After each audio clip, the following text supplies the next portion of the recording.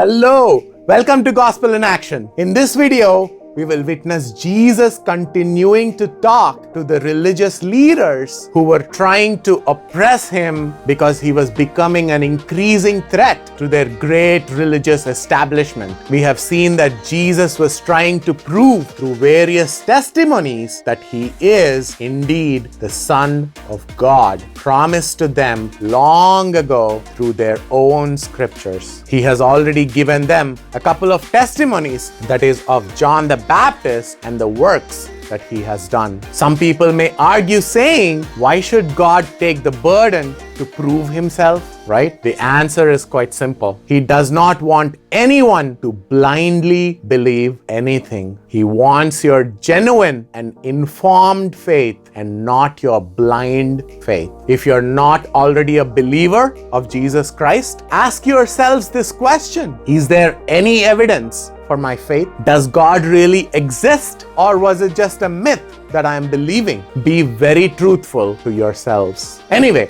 in this video, we will see Jesus giving 3 more testimonies. Let us find out whether his claims were true or not.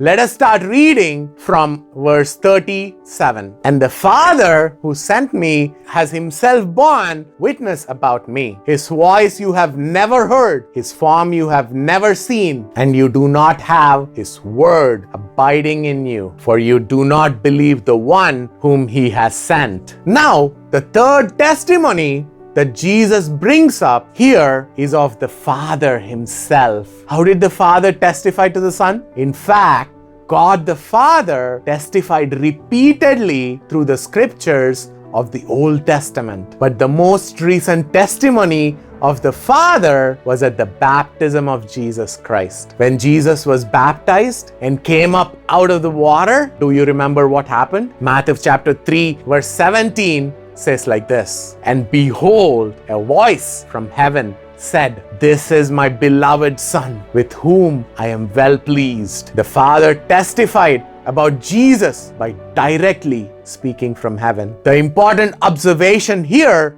is that the voice was either gibberish or was just like a thunder for those who did not believe in God, the God of the Old Testament. So Jesus directly accused them, saying, how can you hear God's voice when you do not have his word abiding in you in the first place? Because you did not have God's word, you do not believe in him at all. So to really know what that voice actually meant, Jesus was indirectly asking them to listen to the witnesses who heard that voice. More than that, Jesus was urging them to repent and search the scriptures diligently to find him in them. The scriptures themselves speak about him, and all the scriptures point to the coming Messiah, that is himself. So the fourth testimony that Jesus speaks of was of the Old Testament scriptures themselves. Let us see that in verse 39. You search the scriptures because you think that in them you have eternal life,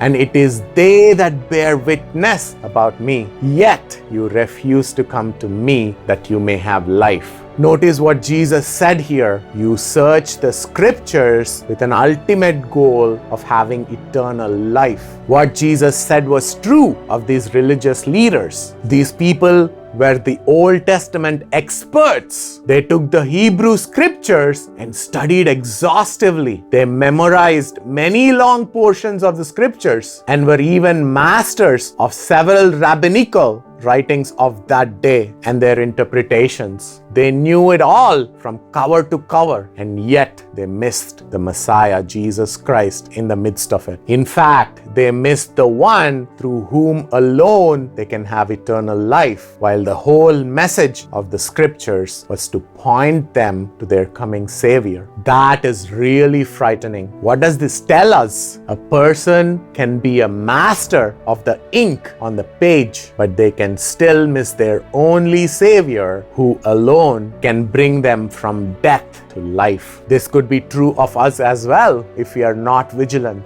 Let us find out why. Let us continue reading from verse 41. I do not receive glory from people, but I know that you do not have the love of God within you. As I said, a person can be a master of the whole Bible, but they can still miss Jesus Christ if they do not have the love of God within their hearts. That is, if anyone does not take the word of God to heart and does not live by the word, like loving their God with all their hearts, minds, and souls, and loving their neighbors as themselves, even if they are scholars in the whole Bible, they would end up like the least of all unbelievers. So now, because they do not have the love of God within them in the first place, and so God not being a priority in their lives, they were also not willing to see through the heart of a person who is claiming to be their own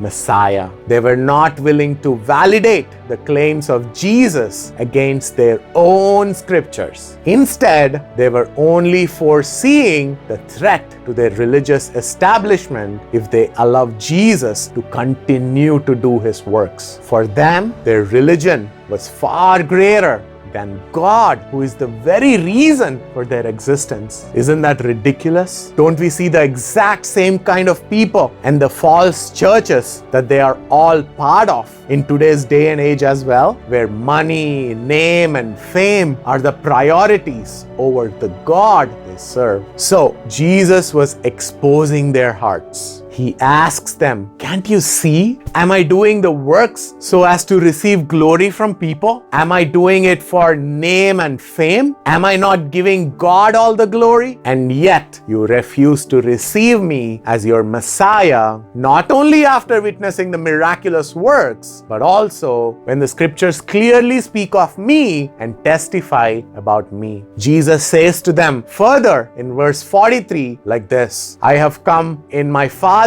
name, and you do not receive me. If another comes in his own name, you will receive him. How can you believe when you receive glory from one another and do not seek the glory that comes from the only God? Jesus continues and stresses the fact that he has come in his Father's name and that he was indeed giving all the glory that comes from all the works to his Father alone, who is the God of the universe. He is the same God whom they are claiming to worship, but still they refuse to receive Jesus in spite of all the works, the testimonies, and the witnesses. But if any other person comes and does all these works in his own name, they will not have any issues with it because they would not really be a threat to their establishment. So it is basically a heart issue. We have already seen one reason for them to not accept Jesus as their Lord and Savior. That is because they do not have the love of God within their hearts in the first place. And now in verse 44, Jesus says that they do not seek the glory or honor that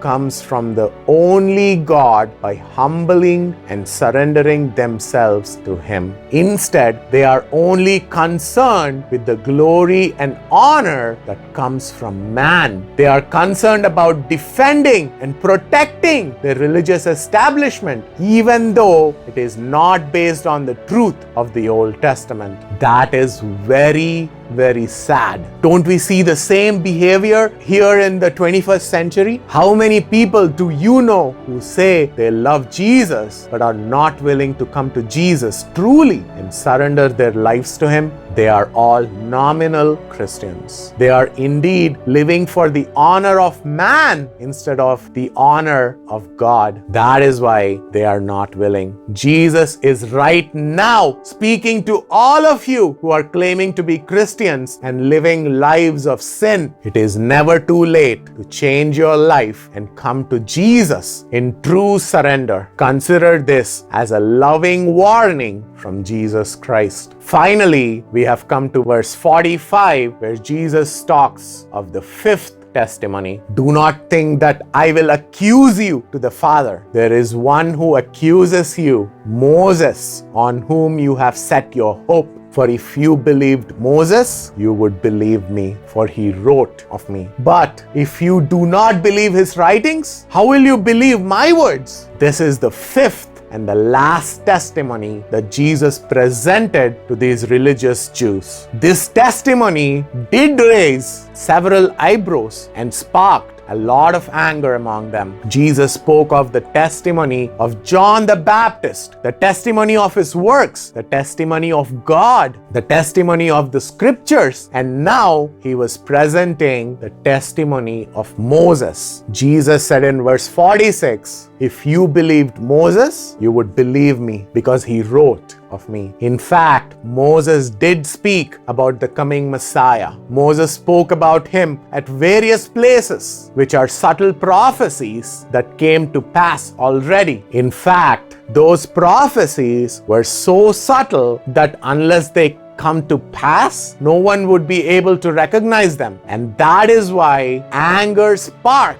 in those Jews when Jesus mentioned Moses, who was the most respected prophet for them, more like how Muhammad is for the Muslims in today's day. We have studied in John chapter 3 and verse 14, where Jesus said, and as Moses lifted up the serpent in the wilderness, so must the Son of Man be lifted up, that whoever believes in him may have eternal life. I have explained the whole story in this video in detail. So, the whole point of Moses commanding the Israelites in Numbers chapter 21 to look at the bronze serpent so that they will be saved from those serpents was to point them to the coming Messiah. Anyway, the clearest scriptures where Moses directly talked about the Messiah is found in Deuteronomy chapter 18, which reads like this. Moses says in verse 15, the Lord your God will raise up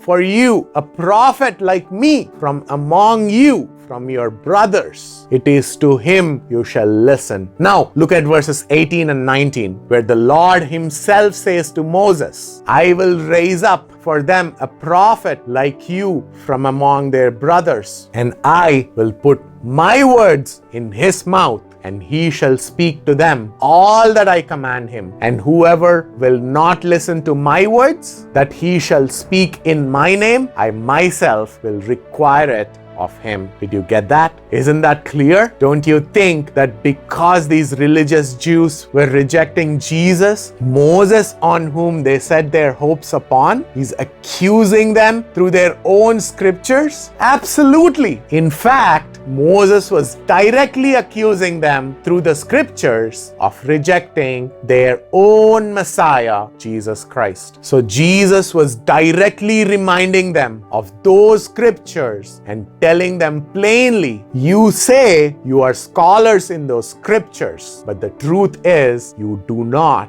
believe in Moses' writings. So if you do not believe in his writings, how can you believe my words? Now, why did they reject Jesus again? Because they rejected God's testimony through Moses, which pointed towards Jesus as Messiah, as Savior, and as their Lord. After all these testimonies, by all these witnesses, who can have an excuse before God on the day of judgment when God asks them, why did you reject Jesus? Why did you reject the testimony of the 5 witnesses? No one will have the audacity to speak back to God that day. So So don't be that person. After all this evidence, you should have no reason to not come to Jesus. Please don't lose this opportunity because you may not get another one. I pray that your eyes may be opened to all the evidence of Jesus Christ. If you need more evidence, I can point you in the right direction as well. Think about it. Pray about it.